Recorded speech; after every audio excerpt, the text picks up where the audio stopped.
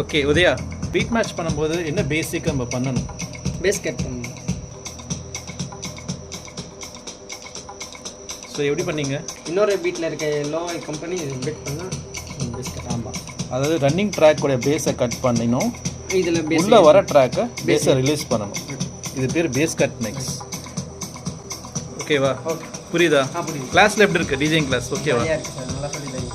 இன்ட்ரெஸ்டிங்காக இருக்கா? இன்ட்ரெஸ்டிங்காக. ப்ராக்டிஸ் பண்ணுங்கள். ஓகே.